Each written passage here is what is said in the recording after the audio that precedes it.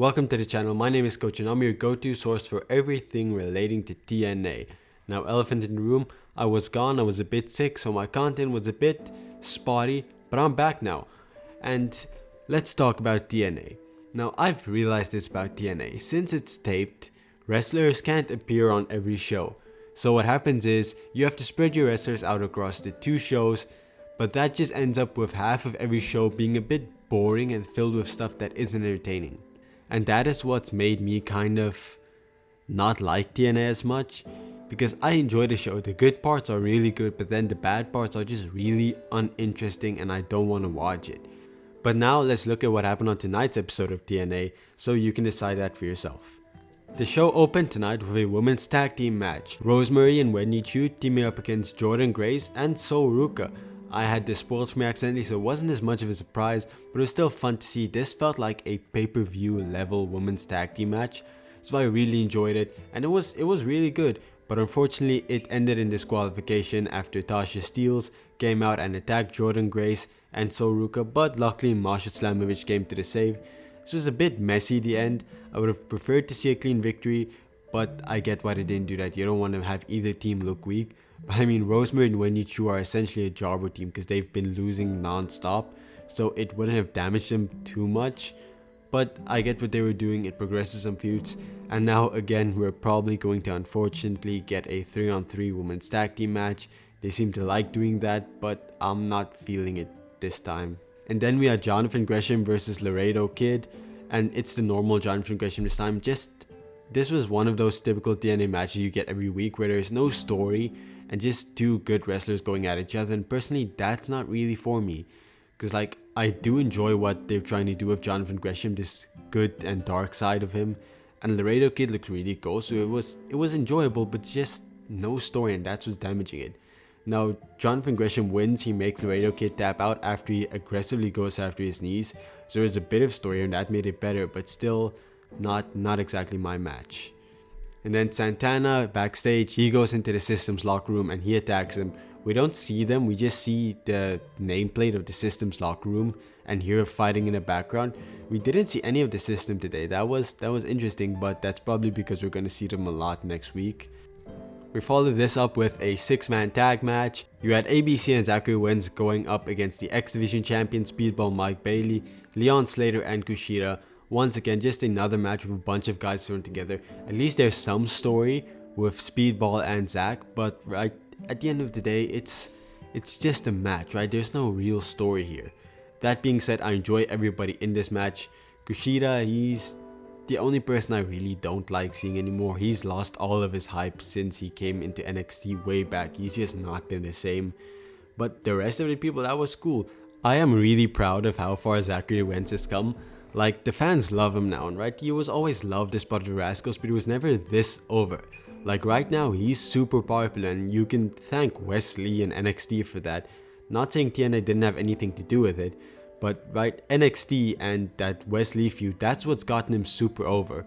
And I'm really happy for him. I definitely think he has an NXT contract lining up for him once he's done here with TNA. If he accepts that or not, that's a whole different story, but it's definitely on the cards for him. Backstage, Hammerstone and Jake Something are training together, and then Cody Deaner comes up and he tries to tell Jake Something that what he's doing is wrong and that he needs to follow him. But Jake Something doesn't want to and he sticks with Hammerstone, and then Hammerstone sends Deaner away, challenges him to a match next week. I enjoy this. I would like to see Jake Something and Cody Deaner back in a tag team. I think they fit really well as tag team, especially now with both of them not doing anything, right? They would be a good addition to the tag team division. And doing this story with Hammerstone gives him something to do too. I am enjoying this. This is an interesting story. It's not a major story, but it's something interesting, and I would like to see TNA do more of this. Lei Ying Lee then also makes her TNA debut, the former Xia Li. It's gonna take me a bit getting used to the name change, but I think the name is really cool. And she picks up a victory in her debut match. She was obviously going to, but it's the right decision, and I'm excited to see how she gets incorporated into the women's division. I feel like there is a lot of untapped potential there with her and her character that WWE never tapped into. So TNA being more willing to go with these darker and edgier stories, I think she has a lot of potential here, and I can honestly see her being one of the next few women's champions here. And then Josh Alexander is in the ring. He's talking, yapping about how he's now evil, how the fans have turned on him. And Eric Young comes out. Eric Young tries to convince him to be better. And he fakes out Eric Young, says he'll do better. Eric Young turns his back on him. He attacks Eric Young. Steve Macklin comes out. He tries to save Josh Alexander. If you haven't heard by the tone of my voice, I'm not very interested in this story. Like, Eric Young, to me, right now, he's so boring. And you pair him up with Steve Macklin, who just has no charisma, who's also so boring. It just doesn't work. Eric Young can do so much, right? Reunite Sanity. A lot of Sanity members are free agents. Reunite Sanity. Or make him an evil cult leader. Or make him the babyface Eric Young he was back in 2013, 2014. But what he's doing now is just boring. It's just generic. And Josh Alexander can do so much more than what he's doing right now. I don't want to see a feud with Josh Alexander or Eric Young. I don't want to see a feud with Josh Alexander or Steve Macklin. I'm pretty sure we've seen all of this before. I'm not interested in it again. So if we're getting this at Bound for Glory, I'm going to be very disappointed. Otherwise, let's pivot to something else, please, because we can do so much better. But it is seeming like we're going to get Josh Alexander and a mystery partner versus Eric Young and Steve Macklin. And if this all leads to the North reuniting, I would be fine with this, but I do not have a lot of patience for this booking. Heather Reckless defeats Xia Brookside. Ash by Elegance came to ringside during the match. She didn't interfere, which makes sense for the story. And again, this is a minor story that I'm really enjoying, and I think it's going to do a lot for Heather Reckless. And let's be real here, Xia Brookside and Heather Reckless are both young with a lot of potential. I can see them both going really far and being like pillars of this women's division in the future. Right now, they're both very young, very green, but just like Hammerstone, there's a lot of potential there that can be tapped into, and they can be big things for TNA one day, definitely. And then in the main event with Nic Nemeth, the TNA World Heavyweight Champion, on commentary, we have Frankie Kazarian versus Joe Hendry. The winner will face Nic Nemeth at Bound for Glory for the TNA World Heavyweight Championship. And this was really entertaining, a good match, but they had a really good fake out, as Frankie Kazarian grabbed some brass knuckles, hit Joe Hendry with it, and then pinned him for the victory. And I was like, whoa, okay, they're really going with this? Because it was a decision I was not expecting, nor was I happy with at all. And then Nic Nemeth, he grabbed the brass knuckles. He tried to convince the referees that Frankie Kazarian cheated. And then Santino came out and he told everyone the match is restarting and we're going to have a fair winner. And it brings up a lot of questions, like, why don't they do this every time someone cheats?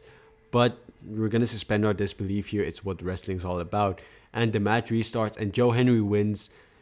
This is TNA's biggest chance, so they better not fuck it up.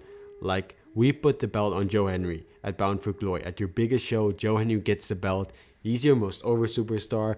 He's probably one of the most popular superstars in the world right now, even though he's in a minor league. So you want to put your world championship on him. You want him to represent your company.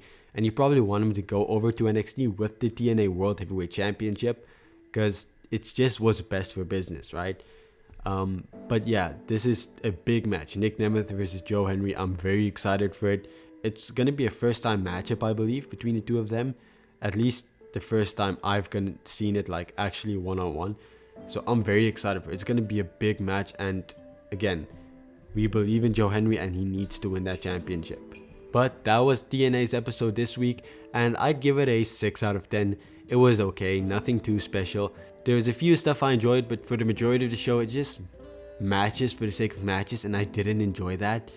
But again, the bits and pieces of story, they were the best parts of the show and the most interesting. And well, like I said, if we can just take out the bad parts and take out the good parts of another episode, combine them, essentially, let's not do the taping thing. That's what I'm trying to say. Let's not tape episodes. And if we do, let's have all our top stars on every episode instead of spreading them out across two. Because then it's like a brand split on one brand. You understand? And that's not working. But yeah, if you enjoyed this content, if you enjoy TNA reviews, if you enjoy NXT reviews, please leave a like and subscribe to the channel. I'd very much appreciate it.